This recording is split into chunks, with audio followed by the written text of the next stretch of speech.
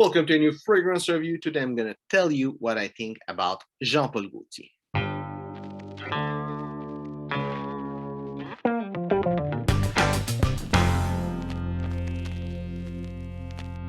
So Jean-Paul Gaultier is famously known for having made those two fragrances here and other fragrance, but like that line of fragrance, Le Male and Ultramel. And Le Male is actually the first fragrance that I bought after having doing a research. I remember the first fragrance that I bought for myself is Dracar Noir. At the time I knew nothing about fragrance. I just went to a store. I saw it for like $20, something like that, for 100 ml, and I think I heard it was an amazing fragrance, so I just bought it and was wearing it all the time. Really enjoyed it, and then finished my bottle. And I starting to do research, and no, in the end, finished to be Le Male, and it's especially this bottle here that I still have, and I think it shows the impact that it had. It's been more like 10 years ago, something like that I bought the fragrance. 10 years ago, people were saying that it's the best fragrance in the world.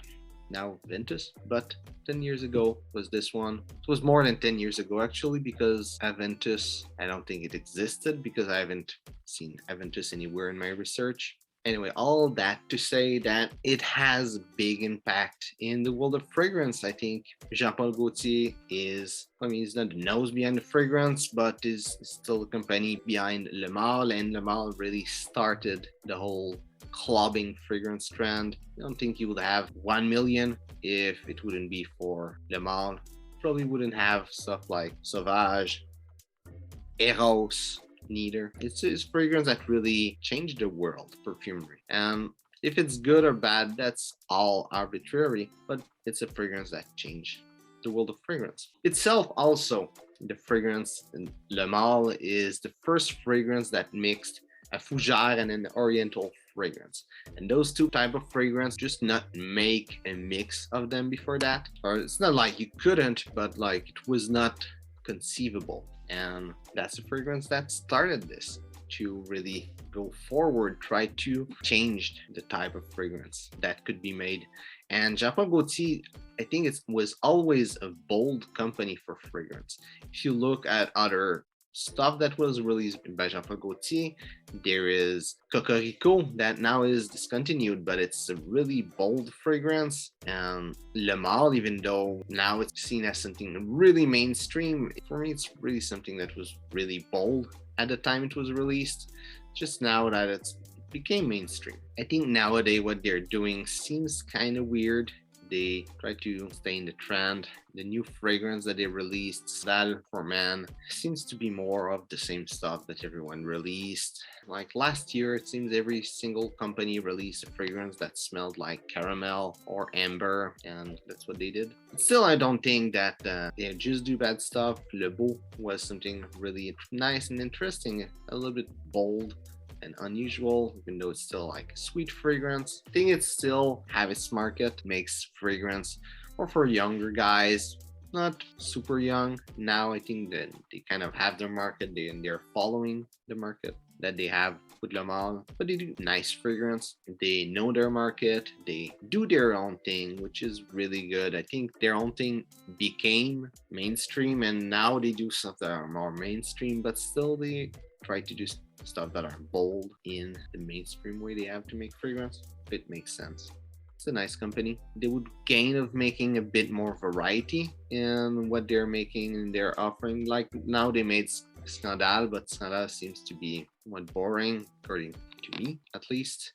Might be good for even younger guy. Maybe this is what they're doing. They're trying to get a new generation. I don't know if eventually it will be just Scandale for Man with a bunch of flanker and Le Male will disappear, like Cocorico disappeared. Don't know for the future of the company.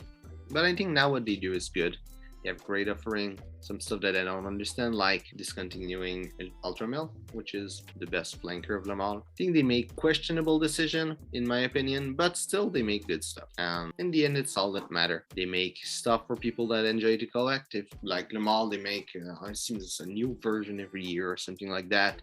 They're like not a flanker, but the same fragrance with different bottle. They make flankers also. They are a good brand for people that like to collect. The fragrance bottle is somewhat interesting and definitely unique. So yeah, they're good for collector. They're good for people that just want nice little fragrance that smells good. And I think that's what's nice about them, that they're good for everyone, but for different reasons. Like whatever you're looking for in fragrance, you can find what you want with that brand, even if it doesn't have anything to do with each other. Like a collector will want maybe to have different bottles because they look nice. So they will give that to those people. Maybe someone want to have like different twists on the same fragrance. We'll give that to people. Maybe they want that fragrance, they really enjoy this specific note. Maybe there's a flanker with that specific note. Like if you're someone that enjoy coconut, they have Le Beau.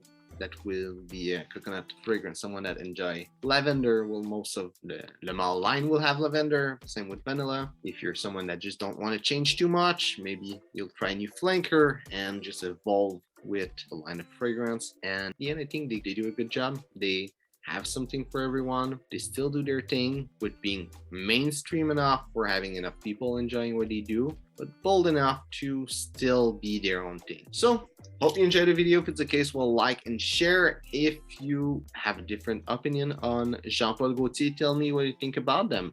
So thanks for watching and see you soon.